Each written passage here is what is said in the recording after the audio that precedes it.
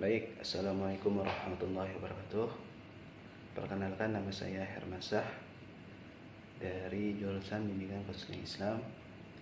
Di sini saya mendapatkan tugas dari Ibu Bariyati MPT, yang mana beliau menempuh mata kuliah psikologi umum. Di sini saya mendapatkan tugas akhir, yang di sini saya akan menjelaskan tentang ilmu saraf dan perilaku. Kita langsung aja masuk kepada materi yang pertama, yaitu neurologi. Neurologi dalam artian yaitu neuro atau saraf, logi dan dalam kurung logos atau ilmu.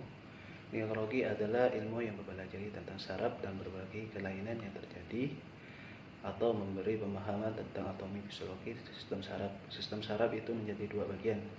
Yang pertama itu sistem saraf pusat yang terletak di bagian otak, medula spinalis.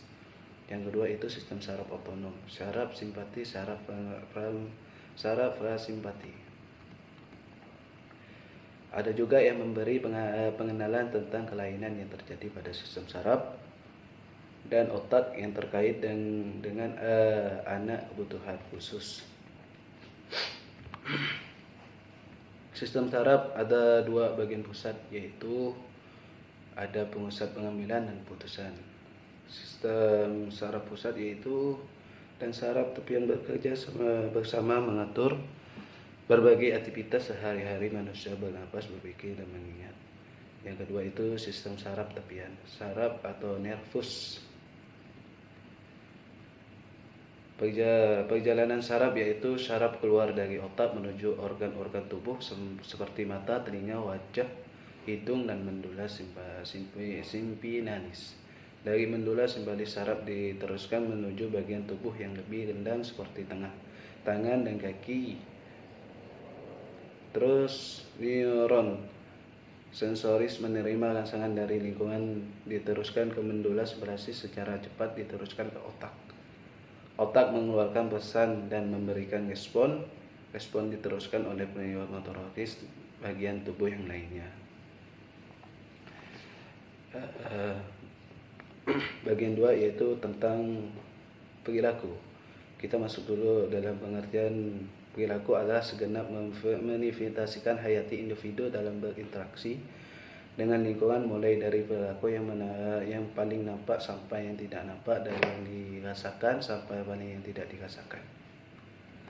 Perilaku hasil daripada segala macam pengalaman serta interaksi manusia dengan lingkungan, terwujudnya dalam bentuk pengetahuan, sikap, dan tindakan. Perilaku merupakan respon atau reaksi seorang individu terhadap stimulus yang berasal dari luar maupun dari dalam dirinya tersendiri.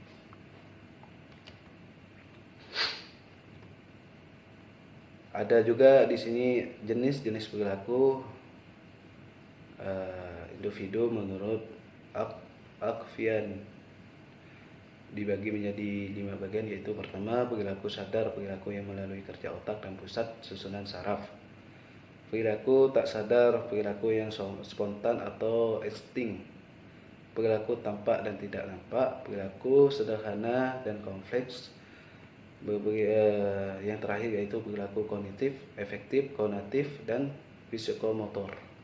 Ada juga bentuk-bentuk perilaku menurut Notaat Mujot.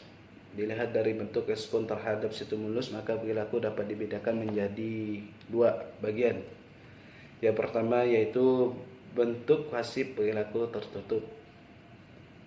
Respon seseorang terhadap stimulus yang berbentuk terselubung atau tertutup. Respon atau reaksi terhadap stimulus ini masih terbatas pada perhatian, persepsi, pengetahuan, atau kesadaran dan sikap yang terjadi pada seseorang yang menerima stimulus tersebut dan belum dapat diamati secara jelas oleh orang lain.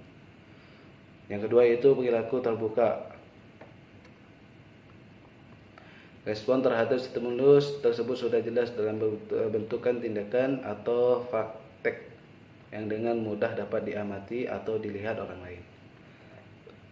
Mungkin hanya itu yang saya bisa sampaikan. Apabila ada kata-kata yang salah, itu datangnya dari saya. kebenaran itu datang dari Allah. Baik, saya akhiri. Assalamualaikum warahmatullahi wabarakatuh. Sekian, terima kasih.